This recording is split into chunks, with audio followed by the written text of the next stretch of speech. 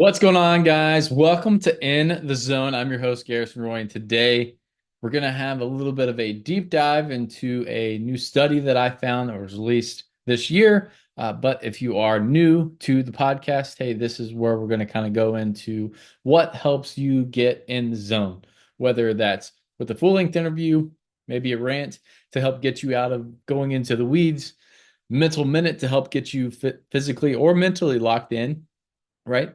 And then also these deep dive explorations where we're looking into the nitty gritty, finding out, hey, what actually makes sense to even take action upon with some of these studies, or hey, is this just completely in left field, right? And if you guys have any suggestions or questions or anything that you want covered on here, please reach out. Hit the text button in the description of the show notes, or you can email it in the zone podcast 123 at gmail.com. But without further ado, we're going to go ahead and get into this one for that deep dive. And also in the show notes, I dropped the link for you guys to view this. And if you're not familiar with Sci-Hub, just a quick little side note here. I'm going to put it right underneath this. You use Sci-Hub and you can open up just about any other research article there is out there. If that link doesn't work for whatever time, maybe for some reason they change links, which they do frequently, I would suggest finding it again on Reddit or look up a link of Sci-Hub that actually works so that you guys can open this up and, help progress your knowledge and maybe even help you with some research papers or whatever else you might be getting into. But for this one, it's titled The Role of the Lead Hip in Collegiate Baseball Pitching, right? Implications for ball velocity and upper extremity joint movements. Matthew J. Solomito, et al., or basically just a bunch of other dudes, right? Along with that, and again, was released earlier this year. Now, obviously, when you read the abstract, it kind of only tells you a little bit of the story where there's about 99 collegiate level baseball pitchers, and they used an electronic, motion capture system. Okay, so with that, they were trying to correlate the lead hip. So, for righty, that was your left hip. If you're a lefty, that's your right hip. And how that correlates of that hip internal rotation and both of the peak ball velocity and the elbow varus movement. And they basically said, okay, hey, yeah, there's some correlation here between the hip, the elbow, and the ball velocity. Cool. So what?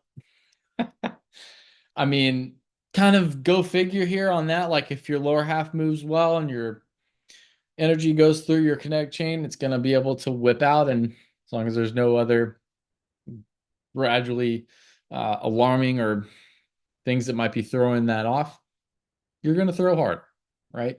But what I couldn't really agree with or wrap my head around was the last statement from the abstract. And then we open this up and you'll be able to see some more stuff here too. But the results of this study, and this is that closing statement, suggest that internal hip rotation may be an important means of identifying pitchers that may be at risk for future injury. Okay, so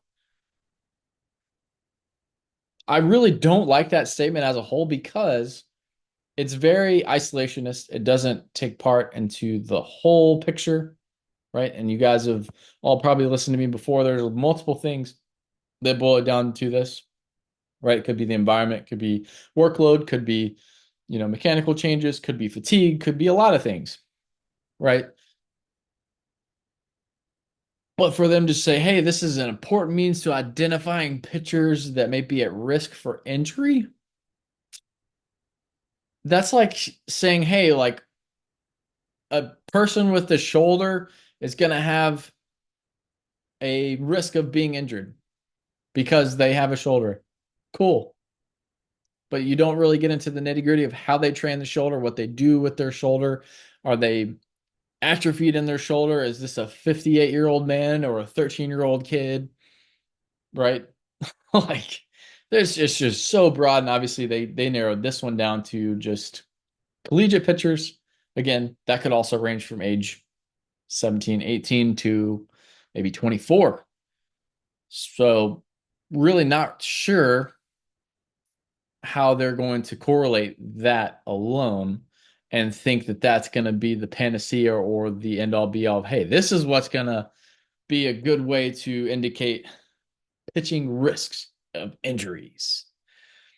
No, not buying it, right? Like it's just so narrow-minded, and I get it. Like science sucks sometimes. You can't really put all of that into a research study with all those different factors because it's just really hard to replicate or even have any type of scientific quote unquote evidence or statistical differences with certain things. So, I get it. They're just trying to look for some type of other correlation outside of the arm itself, which I think is on the right track, right? But the front hip, again, if you're familiar with human anatomy, you have the basically the hip bones that are attached to the sacrum and then obviously the spine. And those can kind of flare and move a little bit, right? So if one of that front one is only moving, that other one that's attached back here to the sacrum also has to kind of move.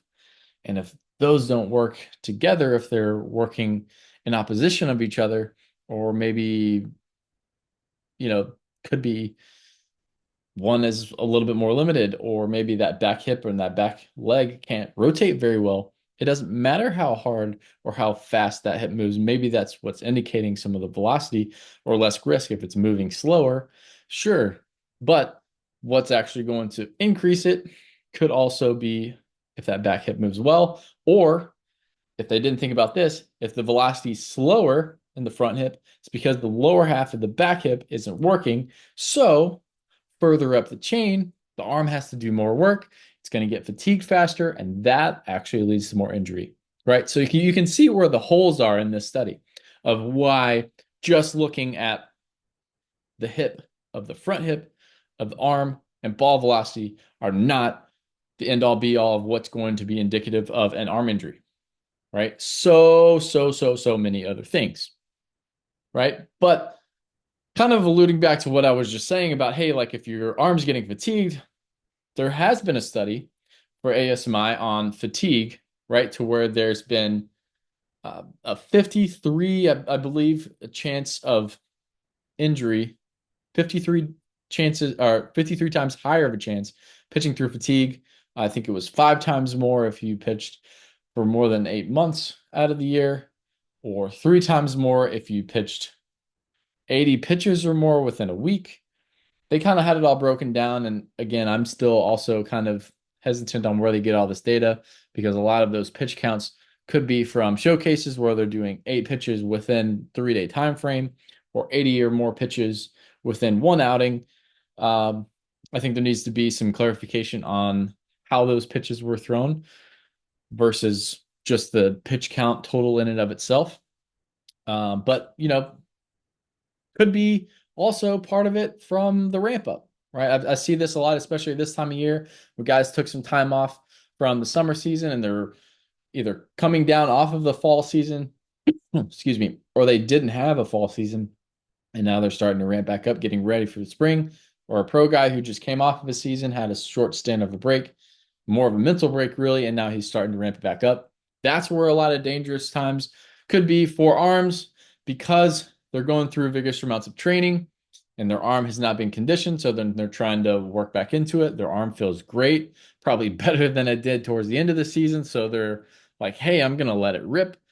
I'm going to go higher intensity than what I really need to. You go from deterring off of your plan of trying to ramp up, going from, hey, maybe 3 days a week to then 4 days to then, hey, that day 3, I feel good. I'm just going to let it rip here, right? That's very, very risky, right? And something that, again, outside of context of this study, but what did you do to lead up to that 100% in-game pitches, right? Like what was that training phase like?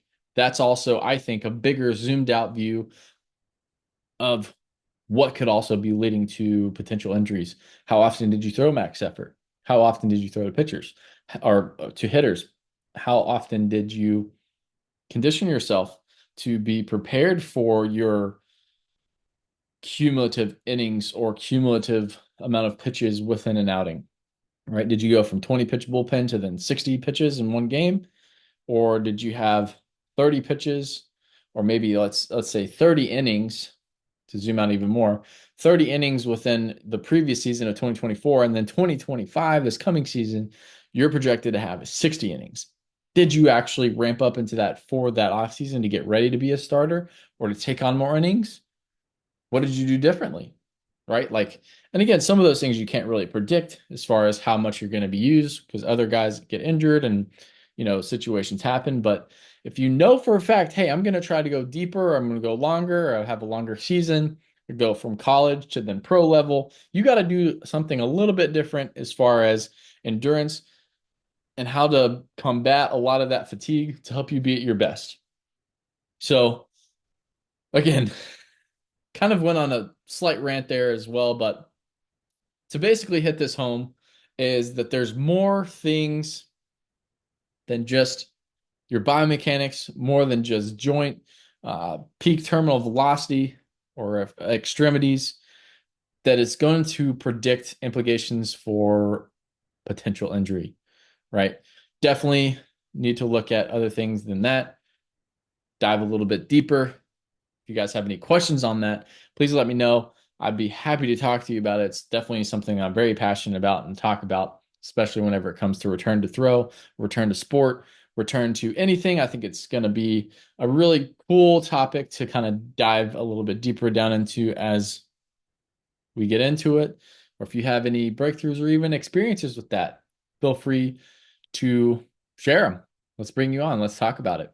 But for those of you listening, appreciate you tuning in. Share this with someone that you know that might need to hear this. Maybe they have a little bit more of an isolation, or uh, you know, they have a very microscopic view of certain things and what that might be. So maybe giving them this episode will help them kind of broaden their horizons or help them zoom out and look at a bigger picture. Stay in the zone.